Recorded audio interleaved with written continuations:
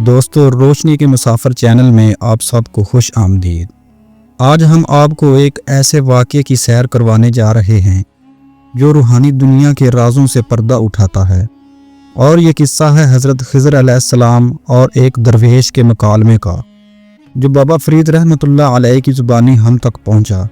ایک ایسا واقعہ جو درویشی کے حقیقی معنی کو اجاگر کرتا ہے اور تقویٰ کی وہ اعلیٰ مثالیں پیش کرتا ہے جنہیں سن کر دل میں خدا کی محبت مزید بڑھ جاتی ہے۔ تو آئیے اس ایمان افروز واقعے کو سنتے ہیں۔ بابا فرید رحمۃ اللہ علیہ فرماتے ہیں، جن دنوں میں دوران سیاحت بغداد میں مقیم تھا، ایک دن میں دریائے دجلہ کے کنارے گیا اور وہاں میں نے ایک درویش کو دیکھا جو پانی کی سطح پر اپنا مصلی بچھائے نماز ادا کر رہے تھے۔ جب انہوں نے سلام پھیرا تو اپنا سر سجدے میں رکھ لیا اور بارگاہ خدا بندی میں عرض کیا، الہی، حضرت خضر علیہ السلام اس وقت گناہ کے مرتکب ہو رہے ہیں، تو انہیں توبہ کی توفیق عطا فرما۔ بابا فرید رحمۃ اللہ علیہ فرماتے ہیں، ابھی اس درویش کی دعا پوری نہ ہوئی تھی کہ حضرت خضر علیہ السلام ظاہر ہوئے اور ان سے پوچھا کہ میں کسی گناہ کا مرتکب ہو رہا ہوں، تم مجھے اس کے متعلق بتاؤ تاکہ میں طیب ہو جاؤں۔ وہ درویش بولے کہ آپ علیہ السلام نے جنگل میں ایک درخت لگایا اور اب اس کے سایہ میں آرام کرتے ہیں، جبکہ آپ علیہ السلام کا کہنا ہے کہ میں مخلوق خدا دستگیری فرماتا ہوں۔ بابا فرید رحمۃ اللہ علیہ فرماتے ہیں، حضرت خضر علیہ السلام نے اس درویش کی بات سنی تو اسی وقت طیب ہو گئے۔ پھر اس درویش نے حضرت خضر علیہ السلام کو ترک دنیا اور درویشی سے آگاہ کیا اور کہا، آپ علیہ السلام یوں رہیں جیسے میں رہتا ہوں۔ حضرت خضر علیہ السلام نے ان سے پوچھا کہ تم کیسے رہتے ہو؟ انہوں نے کہا، میں ایسے زندگی گزارتا ہوں کہ اگر مجھے دنیاوی مال دیا جائے اور کہا جائے کہ اسے یوں خرچ کرو کہ تم سے اس کا کچھ حساب نہیں لیا جائے گا، اور اگر تم نے اس مال کو نہ لیا تو تمہیں دوزخ میں ڈال دیا جائے گا، تو میں دنیاوی مال کے بجائے دوزخ کو ترجیح دوں گا، اور میں ایسا اس لیے کروں گا کیونکہ اللہ تعالیٰ نے دنیا پر نگاہ قہر ڈالی، اور جس پر اللہ تعالیٰ نے نگاہ قہر ڈالی میں اسے کیسے ترجیح دے سکتا ہوں، چنانچہ میں دوزخ کو ترجیح دوں گا۔ حضرت خضر علیہ السلام اس درویش کی یہ بات سن کر وہاں سے چلے گئے۔ بابا فرید رحمۃ اللہ علیہ فرماتے ہیں، میں ان درویش کی خدمت میں حاضر ہوا اور سلام عرض کیا۔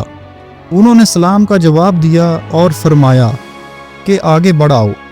میں نے سوچا کہ میں پانی میں کیسے جاؤں گا، اور ابھی یہ خیال میرے دل میں ہی تھا کہ دفعتاً پانی پر راستہ بن گیا، اور میں اس راستے سے ہوتا ہوا اس درویش کے پاس گیا، اور وہ میری جانب متوجہ ہوئے اور فرمایا، مولانا فرید الدین رحمۃ اللہ علیہ، 40 برس ہو گئے ہیں میں نے اپنا پہلو زمین پر نہیں لگایا، اور نہ ہی ایک لمحہ کے لیے سویا ہوں، اور جو رزق میرا مقدر ہے اسے جب تک خود خرچ نہ کر لوں قرار نہیں آتا، اور حقیقی درویش وہ ہے جو اپنے مقدر کا بھی دوسروں پر خرچ کرے۔ بابا فرید رحمۃ اللہ علیہ فرماتے ہیں، اس درویش کا رزق غیب سے مقرر تھا، اور پھر جب کھانے کا وقت ہوا تو ان کے پاس 2 پیالے شوربے کے اور 4 روٹیاں آئی۔ انہوں نے ایک پیالہ مجھے دیا اور دوسرا پیالہ اپنے سامنے رکھ لیا، اور پھر ہم نے کھانا کھایا۔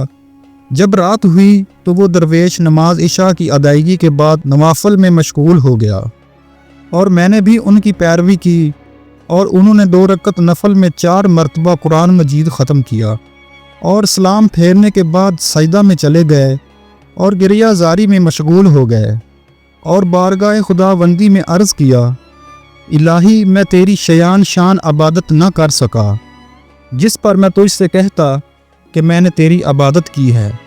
بابا فرید رحمۃ اللہ علیہ فرماتے ہیں، نماز فجر کے بعد اس درویش نے مجھے روانہ کیا، اور میں نے دیکھا کہ میں دریا کے کنارے پر موجود ہوں، اور وہ درویش میری نگاہوں سے اوجھل ہو چکے ہیں۔ میں اس حیرانگی میں مبتلا تھا کہ وہ درویش کہاں چلے گئے۔ بابا فرید نے اپنی سیاحت کے اس قصے کو بیان کرنے کے بعد فرمایا کہ درویشی یہی ہے اور اس درویش کے پاس ایک ٹوٹے گھڑے کے سوا کچھ نہ تھا، اور جب رات ہوتی تو وہ گھڑے کا پانی گرا دیتے اور دن رات اپنا احتساب کرتے اور تجرد تفرید میں زندگی گزارتے۔ دوستو، یہ تھا ایک ایسا واقعہ جو ہمیں دنیا کی حقیقت، فقیری کی اصل اور اللہ کی محبت کا درس دیتا ہے۔ امید ہے کہ آپ کو یہ کہانی پسند آئی ہوگی۔ اگر آپ کو روشنی کے مسافر کا یہ سفر اچھا لگا تو ویڈیو کو لائک کریں، چینل کو سبسکرائب کریں اور اپنی قیمتی رائے کمنٹس میں ضرور دیں۔ روشنی کے مسافر ہمیشہ آپ کے ساتھ ہیں۔ اللہ حافظ۔